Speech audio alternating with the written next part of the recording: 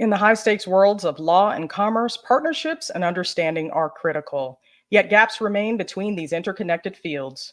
Join us as we sit down with industry leaders to highlight how collaboration can make impact. This is Bridging the Gap.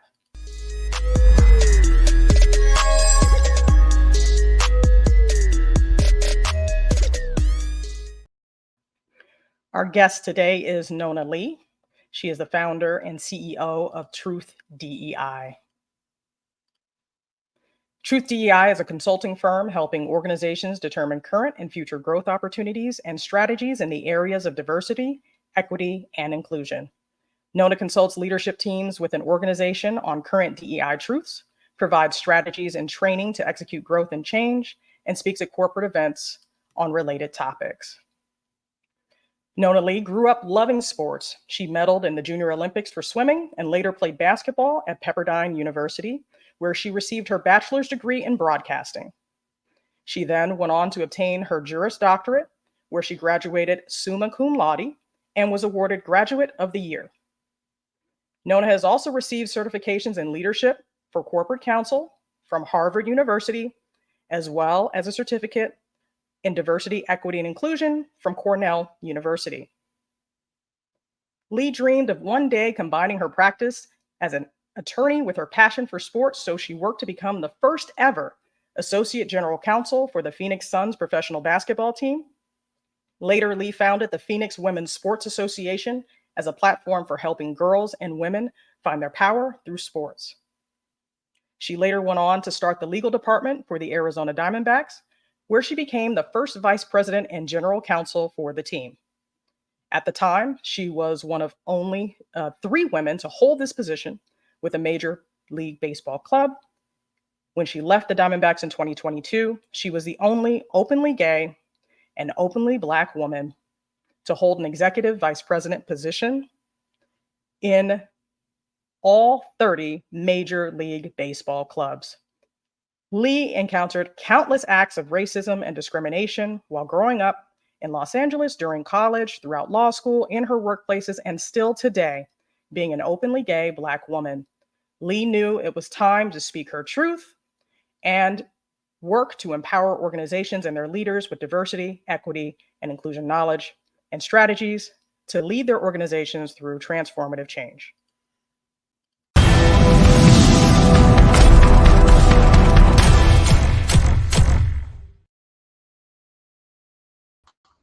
Nona, it is a pleasure to do this interview with you today. Thank you so much for agreeing to come on Bridging the Gap. How are you doing today? I'm doing fantastic, and thank you so much for having me, Tiana. It's an honor to be here. Really, thank you. Thank you. So I know we have a lot to get through. I sent you a ton of questions, and so we're going to try to break them up bit by bit and attack it piece by piece. And so the point of this show also is to focus on law students. So we're going to start off with pre-law. So what made you decide to pursue a career in law? And then how did you know it was the right path for you? Yeah, honestly, I had been working behind the scenes in the entertainment industry for a few years, trying to break through on the sportscasting side. That's what I wanted to do. And it didn't seem as though it was going to happen. And at the same time, I grew up working in law offices. My mother was a legal secretary, and I was intrigued by the law, but I didn't really like lawyers. So it was something I was a little reticent about doing, very reticent. So it took me about 7 or 8 years to finally dip my toe into the water and become a paralegal first to see if I really loved the work as much as I thought I would. And then I ultimately went to law school. Okay. What advice would you give to a pre-law student about how to best prepare for law school? I would suggest that you develop a strong study habit and organizational skills, because all of those are going to be extremely important in law school and beyond. Okay. All right, let's focus on our law students. Here we go. What study habits or tips do you recommend for excelling in law school classes? And then how did you approach preparing for exams? Because you did graduate summa cum laude, so we need all the tips, all the tricks, okay? Yeah, I'll do what I can. It was a long time ago, so I'm not sure they're all still relevant. But I will say that it's really important that everyone find their own study habit and stream that works for them because it's unique to them. But I'll tell you what was really important to me is first of all attending classes. People think, oh, I don't have to attend class. I can get the notes from someone later. You really can't get the material as well anywhere other than sitting through listening to it live and being able to answer questions. And one of the things that I did that worked really well for me was that I took copious notes. I mean, a lot of notes. Like even the professor's jokes were in my notes, right? So, and then what I would do is just build this huge outline. After class, I'd go home and type up my notes into an outline every day for each class. So by the end of the semester, I had these massive outlines. And what I would do to prepare for my finals would be just read over them again and again and delete information. So by the end, I was down to 2 pages of keywords. And I really understood and remembered the material through that process. But that worked, again, really well for me. You really have to come up with whatever it is that works best for you as a law student. People really enjoyed my process because my law school outlines were in a little library and available to people even 20 years later. I don't know if they're still using them, but there's a lot of good information there. So that worked well for me. Does class ranking really matter, in your opinion, for finding a job after graduation? And then how important were grades versus other factors, maybe boards for you, extracurriculars, externships? Yeah, unfortunately, I think it still does matter sometimes with the first job and also what law school you went to. And my great hope is that that starts to change because often firms will only look at students who went to certain law schools or had certain GPAs. And where you went to school and what your GPA is doesn't tell the whole story about what kind of practitioner you'll be. And so, my hope is that client or firms and employers will look less at that and focus more on the substance of who the person is and what they bring to the table in terms of character and life experience. Agreed. I'm non-traditional. I didn't even take the LSAT. I took the GRE. So I still intentionally took an alternative path to show that there's more than one way to get in. So knowing what you know now, what would you have done differently during law school? Is there anything you would change? The only thing I would change is that I wasn't sure exactly what I wanted to do. And, that's just sometimes a reality. But I ended up getting pigeonholed into litigation. And I wish I had really focused more on the corporate side of law, especially doing what I ultimately did in terms of being in-house counsel for a team. That would have been tremendously helpful. Otherwise, no, I think I had a great education. I enjoyed it. And I will say the litigation stuff really helped me in-house as well. It's just not what I was relying on every single day. Most of that was transactional skills. Okay. I know you touched upon this a little bit already with, you outlined, you condensed that outline, kept condensing down to you got down to about two pages. But what was it like for you when you were in law school? Was your typical day? How much time did you spend reading versus how much time you spent in class? Yeah, I will say one of the advantages of being a non-traditional law student, because I took several years off in between, was that I knew I was 100% committed. And I was also privileged in the sense that I was able still at that point to go to law school full time because I had support of my family. And because of that, I was really able to just focus on that every day, all day. So it would involve getting up and going to class, coming home from a class, preparing my outline, preparing for the next class, doing the same thing, when I was done with classes for the day, reading, preparing for the next day. So it was really a full-time endeavor. But I enjoyed it too. I was, I guess, a little bit of a nerd at that point. And as I said, when you go later in life, sometimes, it means so much that you're willing to do whatever it takes to do your best. Mm-hmm. Yeah, so definitely, I've heard before, getting that study schedule, getting that routine down, and sticking with it, even when you're tired, even when you may not even understand what you're doing, just continuing that schedule and that routine. Yes, it's very helpful. Did you do any extracurriculars or clinics? Do you recommend that students get involved with that? No, I believe that I was involved with some student clubs that were of interest and relevant to me. Back in at that time at my school, they didn't have a sports law group on campus, or I probably would have gotten involved in that and would have shifted my attention and direction at that point. But I do recommend it. The thing about being a lawyer, and this is true in other professions as well, is that you have to be able to multitask and you can't be one dimensional. So, although I was really happy that I was able to focus on law school as my primary day to day, it's also important to be able to show that I can manage other things at the same time. And, employers will look for that. It's like, it's great that you got you're top of your class and number one in your class, but what else did you do while you were working towards that? Yeah, and segueing just a little bit, that actually came up when we were dealing with the affirmative action case, or people were chiming in about the young man who said he couldn't get into all these top schools, and people were saying, well, what else was there to you besides a 1590 on your SATs? Exactly. I mean, all of that matters. It can't just be about SAT scores or grades, because that is not the whole of who we are. That's one measurement of something perhaps that we can do or the way that we think, but to rely on that excludes a lot of important information about people. Exactly. Is there anything else that you feel like we should know for the current law students, or the ones that are getting ready to start this fall or return this fall? No, I would just say be ready for it and enjoy it. Understand it's going to be hard. It's a lot of hard work, but it's going to be worth it in the long run. If you hang in there. Okay.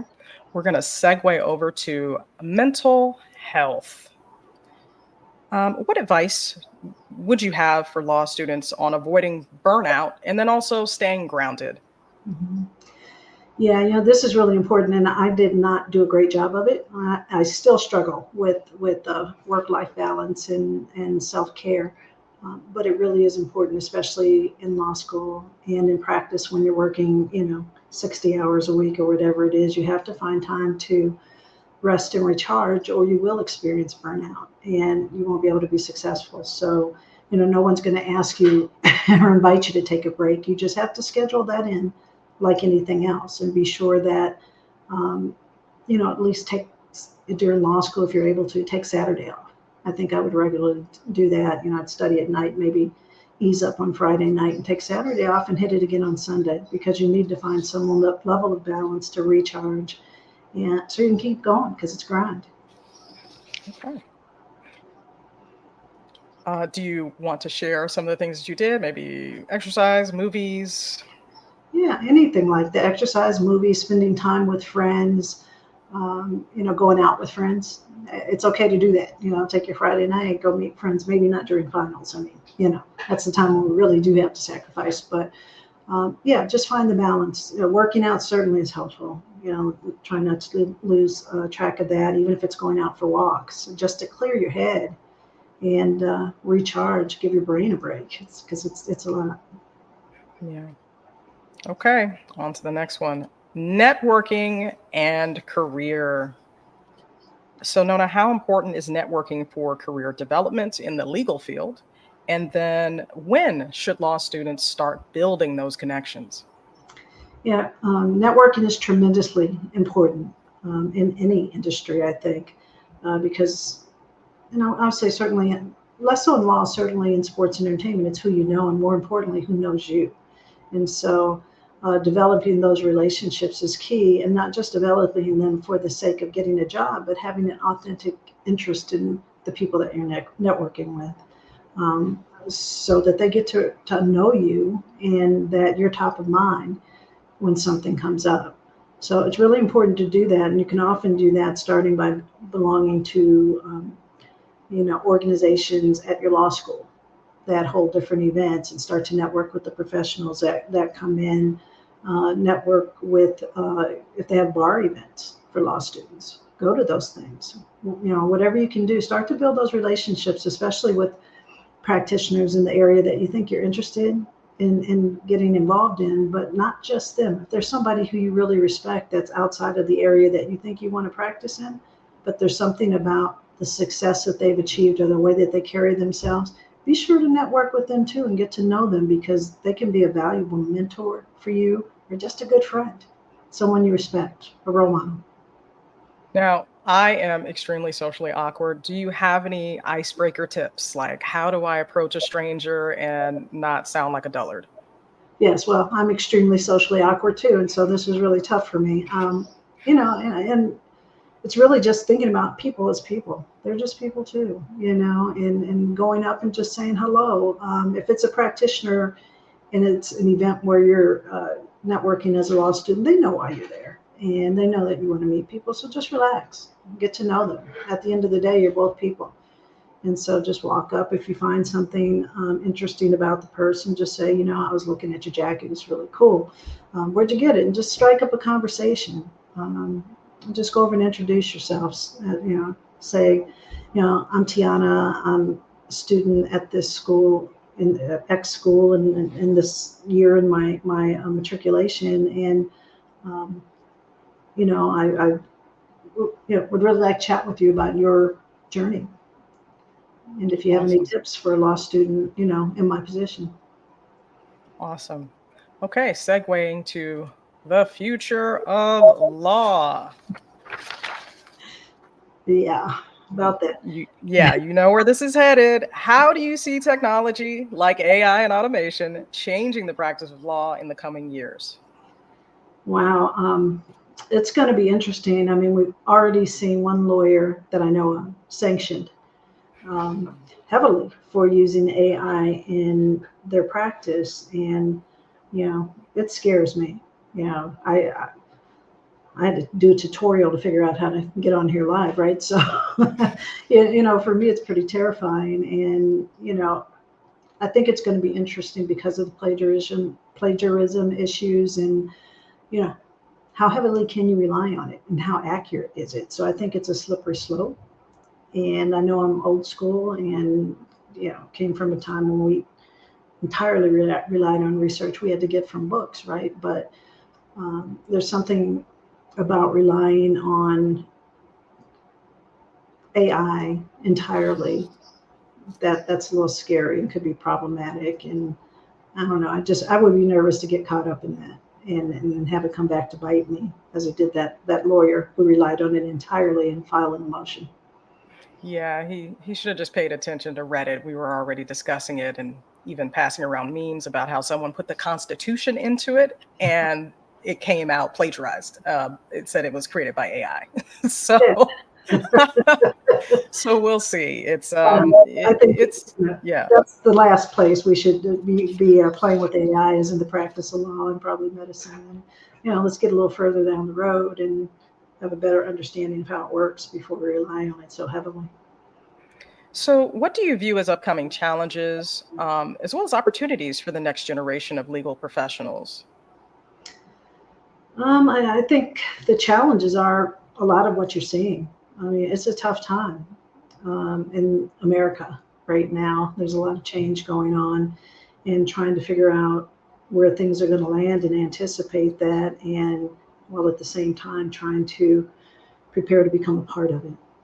And so I think the opportunities are, when you get there, to stand in your power, take up the space that you've earned, and try to find a way to exercise your power in subtle, and I say subtle ways because I'm talking about people who are just starting out, but do what you can to try and stay the course, and bring others up behind you, and have people understand the beauty of, and the need for diverse counsel, for, and that, women, people of color, disabled, everything. Um, we have to do what we can to keep things from going backwards and being homogenous. And I think that's where the opportunity is for you all. We've made progress and we've lost ground. And so the challenge is, how do we fix that? How do we do better? Now, you were still in the clubhouse essentially during the pandemic, right? Yeah, I was still with the club, you mean? Yeah. Yes, I was still with the Arizona Diamondbacks during the pandemic. Yes.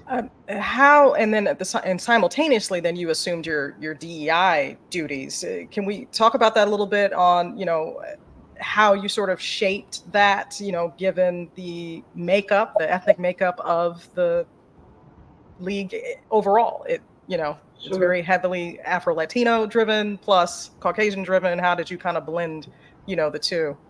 Yeah, well, on the business side in particular, it's heavily Caucasian driven, and that's part of the reason I wanted the challenge because, I was sort of a unicorn, certainly in our organization, and was at the time at a level as executive vice president and chief legal officer, where I felt I had some degree of influence and also understood the organization and how it worked, and also worked closely with the leadership team. I was a part of the leadership team.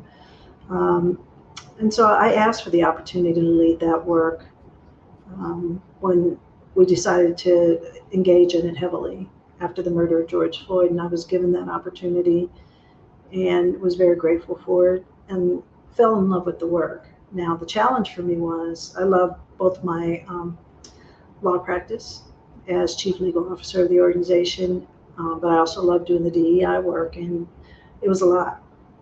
It was a lot to do both. It was essentially two full-time jobs because I don't know how to do anything halfway. If I take it on, I'm going to take it on. And so um, time and energy was a challenge, but I worked for a really good organization and had a great leader who believed in it and had some support internally. But we operated as a council, and I led that council. So we had a group of people who were really committed to it, working together. But in terms of overseeing it, it was a lot. We'll leave it at that. Okay, bridging the gap. What misunderstandings exist between law and other professions, in your opinion? Wow. That's a big question.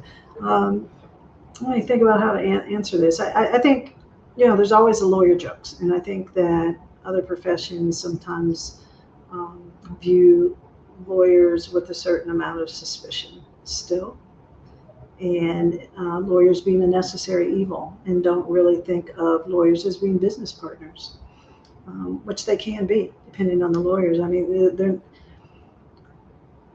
it's not always about the litigator who comes in and cleans up after the fact, right? It's about the lawyer who can help you do things right ahead of time and mitigate risk on the front end when you're negotiating and drafting contracts. And so um, it would be nice to see more um, people in other areas really see lawyers more broadly and understand everything they can bring to the table, not just from a legal practice perspective, but also from a personal perspective and the lens that they bring. But certainly understanding that um, lawyers use your power for good too. It's not it's not just about coming in to sue people. That part of the job and part of the desire is really to help our clients on the front end so that they don't have problems on the back end. And so I think you kind of touched upon that a little bit. One of the questions here is, how can the legal profession engage more inclusively with people of all backgrounds and demographics to build that trust? I can imagine how overwhelming it would be if you were maybe 25, 26 and you got your first big law job and you're ready to take on the world, but you're not really in a position to be heard or even in a position of power to really impact change. Mhm. What advice do you have on how you can kind of be a little sleeper cell until it's time to bust out of there and be the change you want to see? Yeah, well, I think you soak up as much information as you can, and you get into as many rooms as you can get into, and and you do as much work as you can, right? If you have the opportunity to step up, something needs to be done, volunteer to do it, even if it's a little bit outside of your wheelhouse, and you will learn. And it may not be great the first time, but you'll learn and it'll be better each time thereafter. But the point is, you have to put yourself out there and participate as much as you can. One of the things that you can do is if you can get into the rooms, and if you're just in the room and not participating, talk to the people you're in there with after, learn, soak it up, and have questions for them about, well, why did you ask this? Why didn't you ask this? Knowing what the deal is, so that you're building those skills, that analytical skills and issue spotting skills as you go in, and negotiating skills, because it's an art. And so get into as many rooms, get into as many projects as you can, and learn. Soak it up. Be willing to make mistakes, because they're going to happen, but learn from them. That's the most important thing. Okay, now we're going to get this party started. I thought it was started already. It is time to talk about diversity, equity, and inclusion. I think we should just kick it off with understanding tokenism and the cost of being the only. You are the only, you were the only, and you wore multiple hats, as well as you're filled with diversity. You're a woman, you're black, you're a black woman. That's its own thing. I don't know if you're left-handed like me. That's even something that makes you stick out. I get it. Yes. And then you're also a gay woman and open about that. And then you are in, I would assume, a boys club, so let's talk about tokenism. Yeah, and there are two sides to, talk about tokens. There are two sides to every coin, right? It's always an honor and a privilege to get to be the first, and often that makes you the only. And sometimes people, because of that, they think that you're a token, that you're only there to fill quotas, or to give the organization a certain look. And so, there are things that come with that in terms of your credibility and what people think you can accomplish. So that can be the cost of that, is that people think, you got your job as some sort of diversity hire, instead of because you really deserve it. On the other hand, there is something wonderful about being the first. But it can be lonely being the only too. And that's just real, because no one else shares your experiences or can understand how things land for you or impact you. And that can be tough, and the goal is to pave the way for others. And so it's important, staying the course for me was very important, because what is the point if you're not able to bring in others behind you and lift them up too? And so, but when you are the only, it can be tough, because you're kind of on an island and may be viewed as a token, and the cost again is lack of credibility from an external perspective, and internal, it's just you're on an island. It can be tough. Okay, so as a successful sports executive, Mhm. what appealed to you about making the shift to focus on DEI? I know you were saying you had to, be all in, and you got to Yeah. a point where there was so much fixing that needed to happen. It sounds like you had to step away and focus on DEI now full time. Yeah, well, first let me say that I absolutely love my job. As Chief Legal Officer and Executive Vice President, is a great opportunity, good organization. I work with good people. But yeah, sometimes there's just something inside of your soul that's pulling you in a direction that you can't help but know that that's where you're supposed to go. And that's really what happened for me. And I made the shift with the recognition that I could only do so because of the opportunities that I had and the platform I had as a result, that would give me the opportunity to talk to people who otherwise I may not be able to get in a room with. But because I've been somewhat of a unicorn, I have that opportunity. And this is where in my soul, I feel like I should be at this point in my life and career, because I think it's where I can make the most difference in the world. And that's what matters to me right now. I mean, I may not, be able to lead marches and all of that, but, if I can talk to people and connect heart and mind and get into a place where they're willing to move towards inclusiveness and cultural humility, then I've done my job.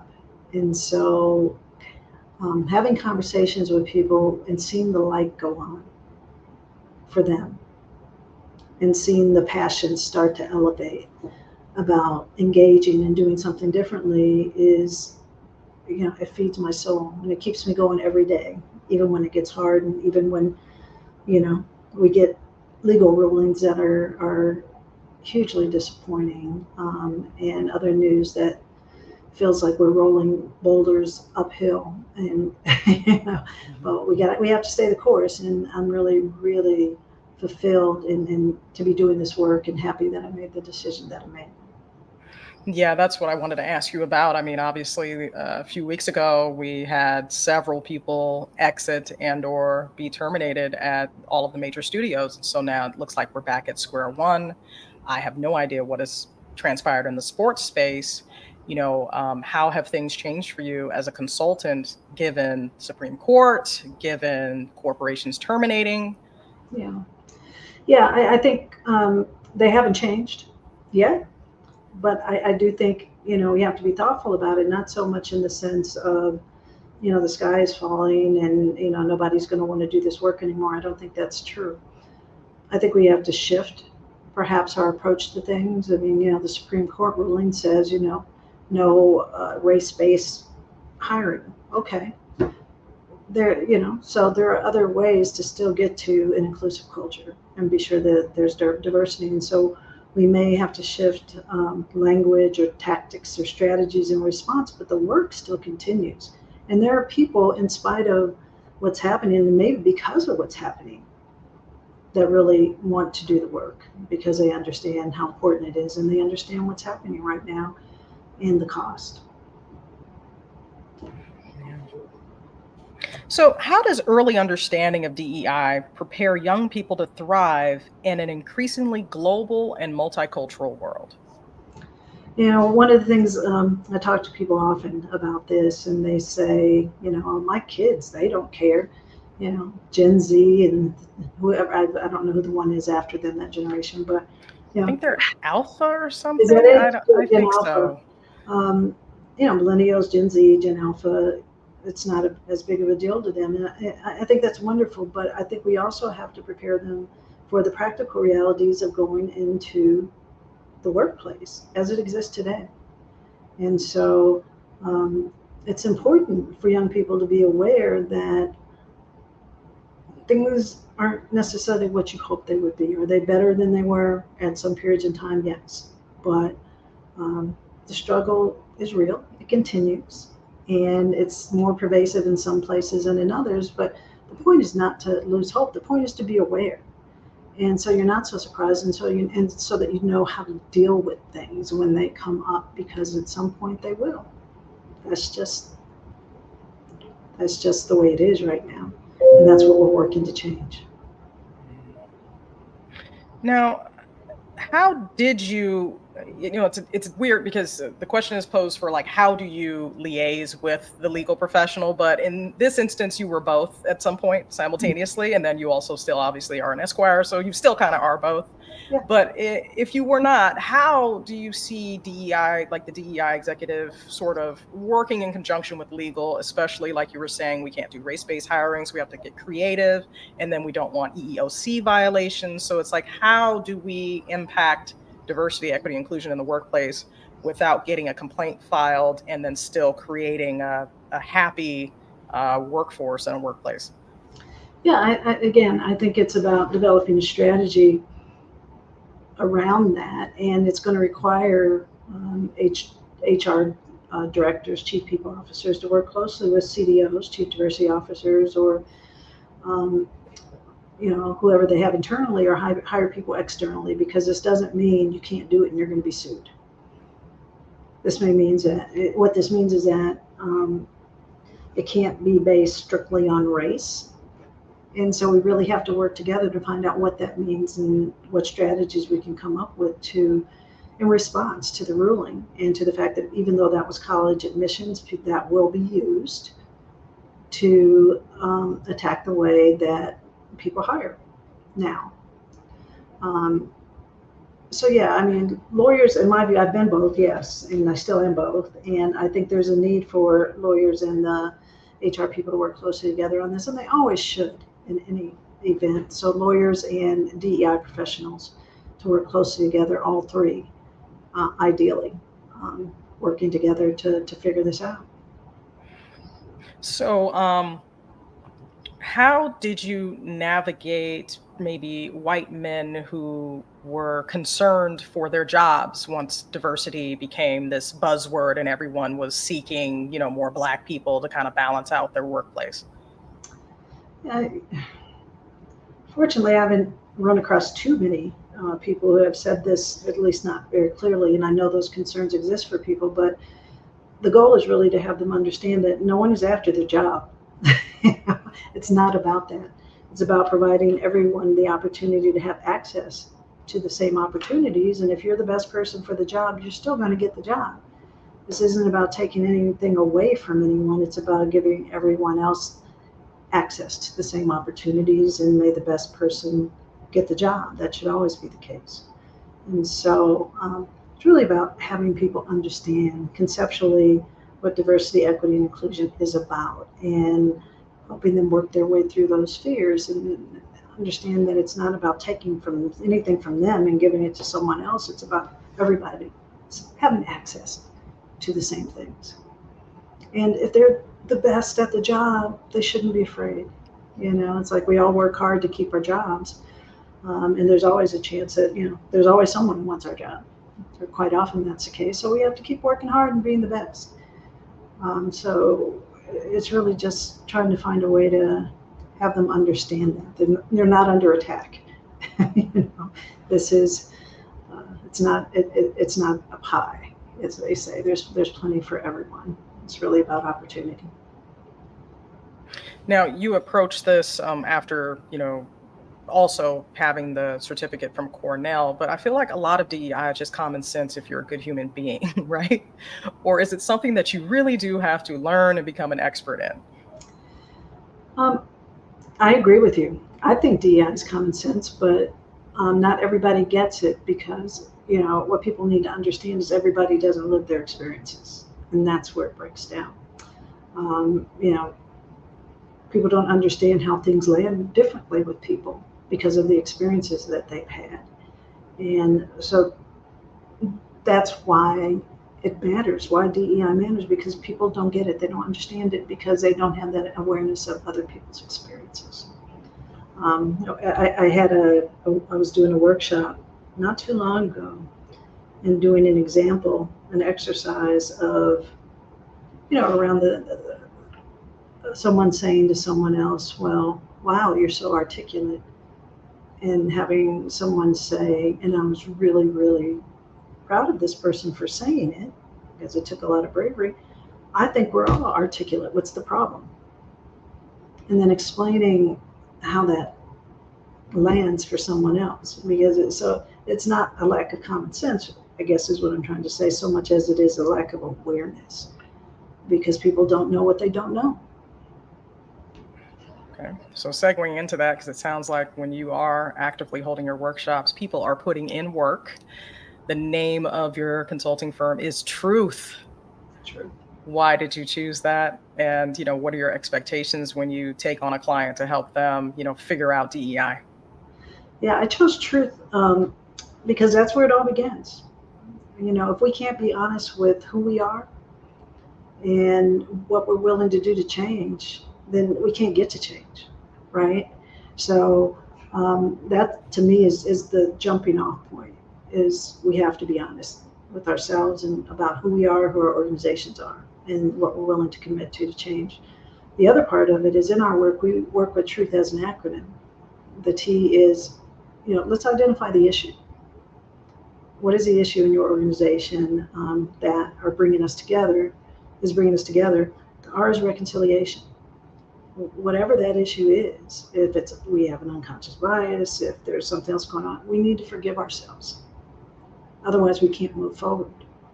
The U is understanding, getting the information we need in order to be able to move forward, to learn, to do better. And the T is taking action, putting that into action, doing the work. And the H is all the while looking through the lens of humanity. So that's what I expect from my clients. And I expect their honesty, no matter what. I mean, if you're not ready for full transformative change, I'm fine with that. Be honest with me about it. But I need you to be honest with me so I can meet you where you are. Otherwise, it's not going to work for you. Okay. Any closing remarks, Nona? I've interrogated you enough at this point. Thank you so much. Yeah, no, thank you. I just again want to thank you for having me on, and kudos to you for the amazing work that you're doing with this show and everything that you've been doing. And it's an honor to meet you. So thank you, Tiana. I really appreciate it. Awesome. Thank you so much. Let's show everybody your amazing quote. Diversity, equity, and inclusion should be the heartbeat that drives every organization's growth. Nona Lee. If you're interested in working with Ms. Lee and her team, you can contact her via her website, which is www.truthdei.com.